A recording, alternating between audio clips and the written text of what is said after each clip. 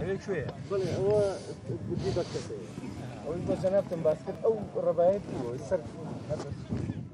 لە بەسەرکردنەوەی دا بۆ سەرخەندەقی کەرکووک پارێزگاری کەرکووک هێزەکانی لیوایەکی پیادەی بەسەر کردەوە و لە پێویستەکانی هێزی پێشمەرگەشی کۆڵیەوە و بەڕاستی دڵمان خۆشەکەوە نقطەکان تەواو بووە خەندەقەکە بە شێوەیەکی جوان کراوە لە هەمووی گرنگتر ئەم برا خۆشەویستانە زۆر بە دڵسۆزانە خەڵکی کەرکووک ئەپارێزن بە عەرەب و تورکمان و کلد و ئاشووری و کوردیشەوە و ئێمە چەند پێداویستیەکیان ماوە بۆیان بکەین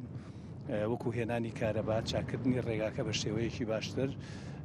بۆ ئەوەی کارەکانیان ئاسانتر بێتەوە. ئەمە بوونی پێشمەرگە لەم ناوچانە ئەوە ئەگەیەنێکەوە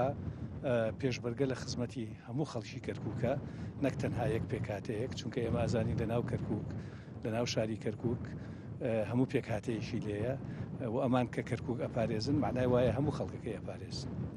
ئیدارەی کەرکووک بۆ دروستکردنی پشتێنەی ئەمنی بۆ شارەکە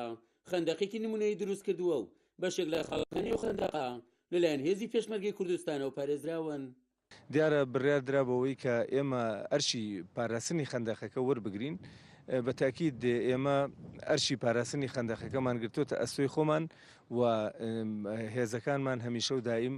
ئامادە باشە و بە شێوەیەکی باش بە پلانێکی باش خەندەقەکە هێزەکانمان تیا دابش کردووە و هەمیشە و دائیم ئامادەین کە پارێزگاری لەسەر و سامانی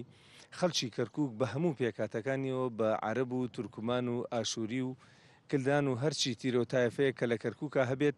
ئێمە پارێزگاری لە سەرجەم هەر هەمیان ئەەکەین و ئێمە هێزەکانی خۆمان هەمیشە و دائیم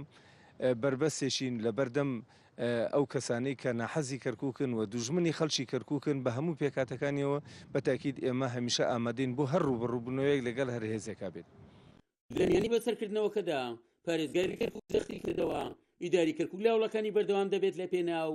مکۆمکردنی زیاتری دۆخی ئەمنی لە پارێزگای کەرکووک.